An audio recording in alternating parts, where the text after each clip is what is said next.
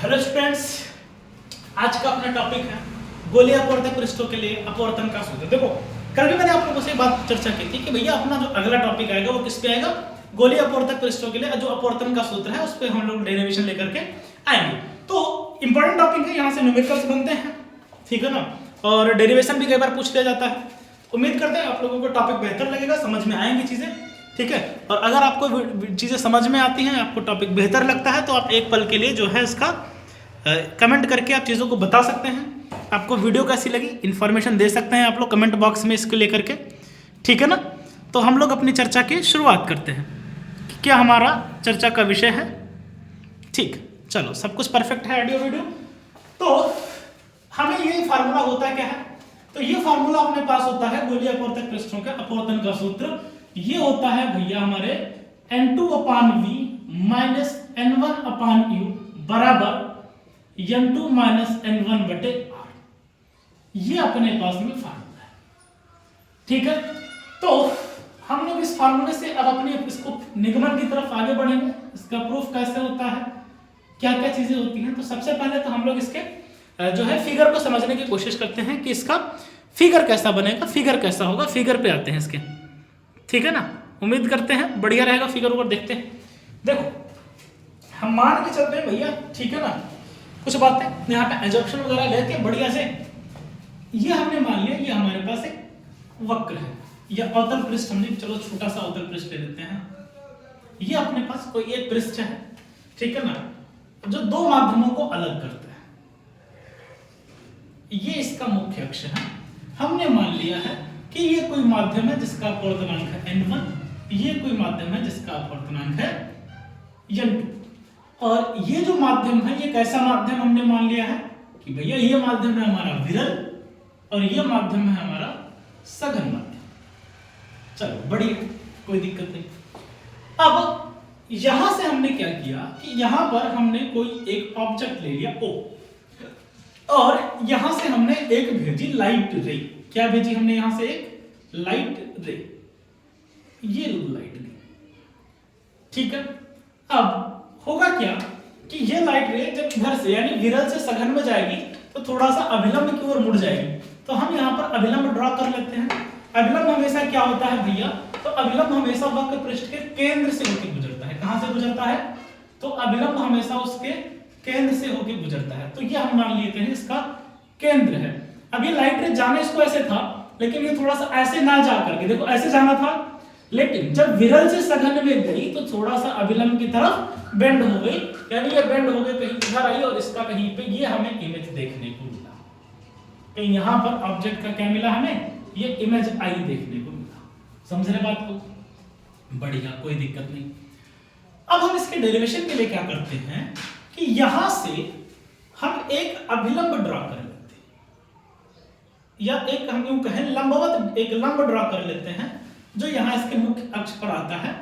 ये लंब क्या है, हमने इसको नाम दे दिया मान लो m, और इसको हमने नाम दे दिया है p, ठीक है ना, या ऐसे नाम दे दे रहे। चलो p तो अपना ये है ध्रुव है, इसको नाम दे दे रहे हैं।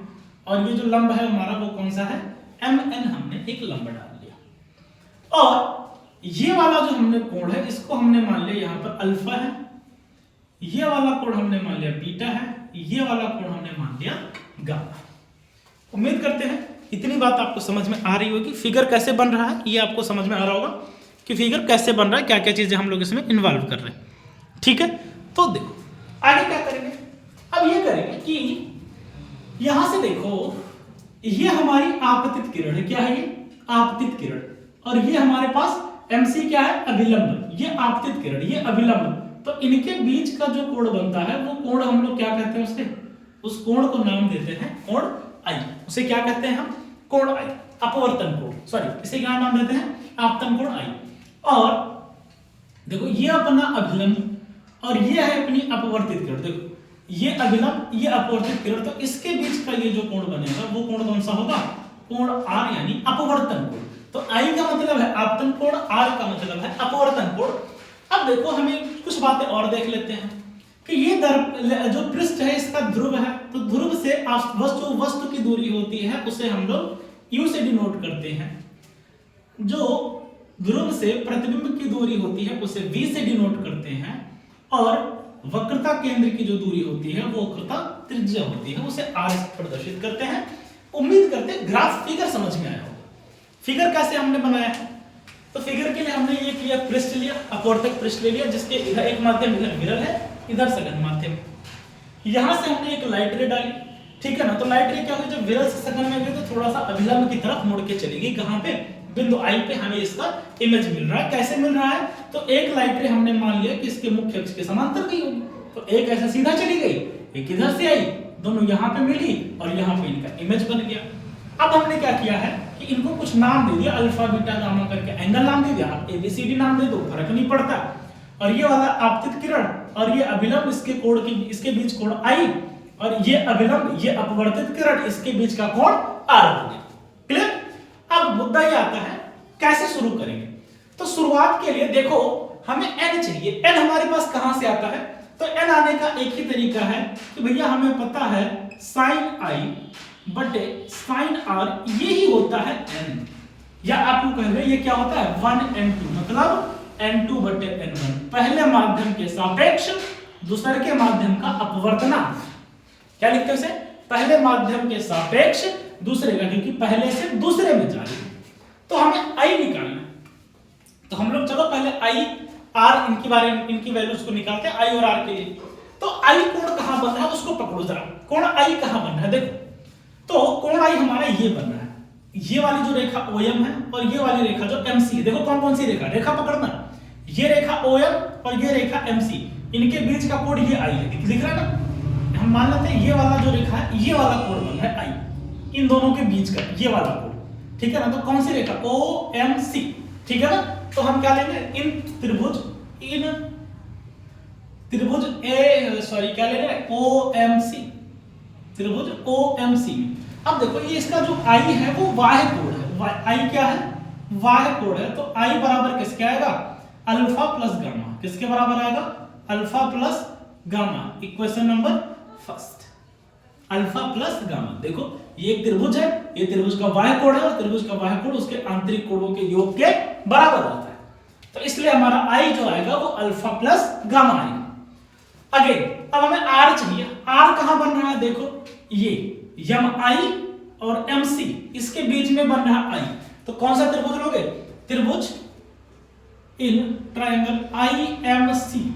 अब IMC में देखो बाह्य कोण कौन सा है, गामा है बाह्य कोण। देखो ये ऐसे बन रहा है, ऐसे, ये वाला कोण गामा है, ये आपका R है, ये आपका बीटा है। तो बाह्य कोण कौन सा है, गामा है। तो इस बार क्या होगा, जो गामा है वो आपका हो जाएगा R प्लस बीटा। लेकिन हमें क्या चाहिए, R चाहिए। तो R बराबर क्या हो जाएगा, गामा, ये बीटा इधर आएगा, तो gamma minus beta. Equation number second. इतनी बात क्लियर। अब हम क्या करेंगे, अल्फा बीटा गामा की वैल्यू निकालेंगे। हम ये मानेंगे, ठीक है ना, कि अल्फा बीटा गामा। अच्छा अब हम लोग क्या लगाएंगे, साइन आई और साइन आर का नियम लगाएंगे। क्या करेंगे, स्नेल्स लॉ लगाएंगे। चलो लगाओ स्नेल्स लॉ। तो स्नेल का नियम क्या कहता है कि भैया साइन आई बटे साइन आर बराबर n2 बटे n1। क्या कहता है, साइन आई बटे साइन आर बराबर n2 बटे n1। अब यहां पे हम ये कह सकते हैं, चूंकि आई आर अल्फा बीटा व गामा। अच्छा अभी अल्फा बीटा गामा रहने दो, अभी हम लोग आई और आर की बात कर लेते हैं, या इसी को ऐसे रहने देते हैं। इसी को क्या लिख लेते हैं, चूंकि आई व आर क्या है, छोटे हैं।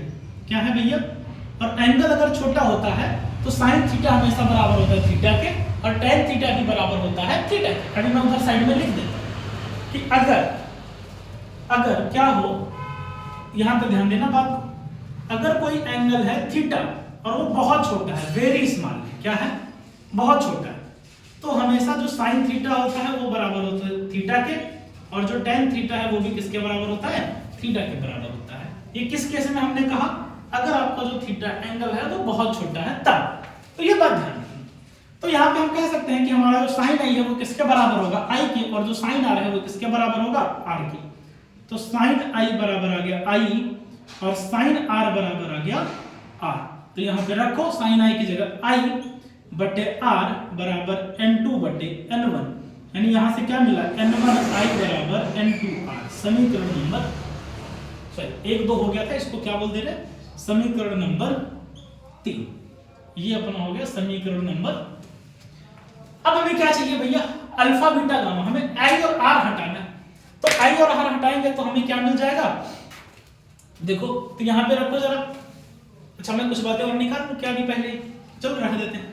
आई कितना है, अल्फा प्लस गामा, तो समीकरण 1 व 2 को, ठीक है ना, 3 में रखने पर क्या कर रहे हैं अपन, समीकरण 1 व 2 को समीकरण 3 में रखेंगे। किस में रखेंगे अपन लोग भैया, समीकरण नंबर 3 में रखेंगे। ठीक है, तो क्या मिलेगा, देखो जरा समीकरण 3 में रखने पर,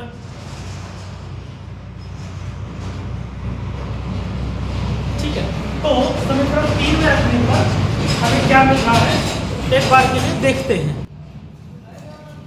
ठीक, तो ये क्या होगा, रखो जरा, तो n1 i की जगह क्या आएगा, देखो अल्फा प्लस गामा, क्या आएगा, अल्फा प्लस गामा बराबर n2 r की जगह क्या आएगा, गामा माइनस बीटा। तो इसे थोड़ा सा समीकरण नंबर 4 का नाम दे दे क्या, ठीक है ना, हाँ चलो 4 का नाम दे देते हैं। ये हो गया समीकरण नंबर 4। अब हमें अल्फा बीटा गामा हटाना है। तो देखो अल्फा कहां पे बन रहा है, ये वाला कोण, अल्फा ये वाला कोण है ना, तो ये वाला समकोण त्रिभुज ले लो। कौन सा, समकोण त्रिभुज, ठीक है ना, OMN में, किसमें, OMN में। तो हमें क्या मिलेगा कि जो tan अल्फा है वो किसके बराबर है, ये किसके बराबर होगा, लंब बटे आधार, तो किसके बराबर होगा, MN बटे ON, इसके बराबर होगा। अब हम यहां पे मान लेते हैं, यहीं पे मैं लिख दे रहा हूं, यदि अपवर्तक पृष्ठ छोटा है, क्या है, ये भी हमने मान लिया है छोटा है, तो n p के नजदीक होगा, p के समीप होगा, एकदम कहां पे होगा, एकदम p के समीप आ जाएगा। क्या कह रहे हैं कि भैया अगर ये हमारा जो सरफेस है वो हमारा बहुत छोटा होता तो ये n कहां पर, एकदम p के पास में आ जाता, तो ON को हम लोग, अगर ये p पे आ जाएगा तो उसे हम लोग क्या बोलते हैं, MN बटे OP बोल देते हैं। ठीक है, और tan अल्फा किसके बराबर होता है, हमने अभी पीछे कहा कि चूंकि और ये बहुत छोटे भी हैं, तथा वहीं पे नीचे से लिख ले रहे, स्टेटमेंट बना लेना, अल्फा बीटा गामा भी छोटे होंगे। ठीक है, तो यहां पे tan अल्फा हमारा किसके बराबर होगा, अल्फा के बराबर होगा, तो ये वैल्यू हमें मिल गई। सिमिलरली जो tan बीटा है, tan बीटा किसके बराबर आएगी, देखो बीटा यहां पे बन रहा है, तो इसके लिए लेंगे तो ये लंब और ये आधार, तो ये क्या मिलेगा, mn बटे in, तो tan बीटा बराबर आ जाएगा बीटा के, और ये क्या बनेगा, mn बटे in, और ये चूंकि p के नजदीक है इसलिए इसे क्या लिखेंगे, mn बटे ip। सिमिलरली tan गामा किसके बराबर आएगा, गामा के बराबर, और इसे क्या लिखेंगे, mn बटे cn, यहां पे बन रहा है ना देखो, तो इसे ऐसे भी लिख सकते हैं mn बटे में cp। ठीक है, तो अब हमें क्या मिलेगा, इन सारी वैल्यूज को उठा करके समीकरण इसमें रखते हैं, समीकरण नंबर 4 में। तो समीकरण 4 से क्या पाओगे आप, समीकरण नंबर 4 से, तो n1 ऐसे रहने दो, अल्फा, अल्फा कितना है आपके पास, देखो अल्फा कितना आया है, mn बटे OP, अल्फा कितना आया है, mn बटे OP। ठीक है, और अगर मैं यहां से बात करूं प्लस अल्फा के साथ में क्या है, गामा है, गामा कितना मिला अपने को, mn बटे cp, mn बटे cp बराबर n2, n2 क्या है, गामा माइनस बीटा, गामा की वैल्यू क्या है देखो जरा, mn बटे cp माइनस बीटा कितना है, mn बटे ip। अब जो कॉमन हो रहा है ना, इसको कॉमन लेकर के कैंसिल आउट कर दो, देखो यहाँ पे mn यहां से कॉमन हो जाएगा, ये निपट गया, n1 को अंदर भेजो तो क्या बचेगा, n1 बटे OP। अब OP क्या है देखो जरा, u है, साइन के साथ लेंगे तो इधर आएगा नेगेटिव, तो क्या लिखेंगे, माइनस u, प्लस n1 इधर जाएगा, cp, c से p, यानी cp क्या है, इसकी वक्रता त्रिज्या है, ये प्लस है तो r हो जाएगा, बराबर N2 बटे CP, CP का मतलब R माइनस यहाँ पे क्या आ जाएगा N2 बटे IP क्या है भैया, इमेज दूरी है, तो इसे क्या लिखेंगे। अब इस वाले को इधर ले आओ, ठीक है ना, तो ये इधर आएगा तो प्लस हो जाएगा, तो N2 बटे V यहाँ से माइनस N1 बटे U बराबर N2 बटे R, ये उधर जाएगा तो माइनस का N1 बटे, यानी क्या मिलेगा आपको N2 upon V minus N1 upon U बराबर N2 minus N1 divided by, ये अपना रिलेशन आ गया जो अपने को प्रूफ करना था। अपवर्तक के लिए क्या होता है, सूत्र होता है अपवर्तक पृष्ठों के लिए, ठीक है। सो अगर आपको वीडियोस पसंद आती है, ठीक है ना, तो अपना वही तामझाम जो होता है, ठीक है, तो उम्मीद करते हैं आपको वीडियो अच्छा लगा होगा। जहां भी आपको कंफ्यूजन लगता है तो उसे आप कमेंट बॉक्स में लिख सकते हैं। Thanks for watching.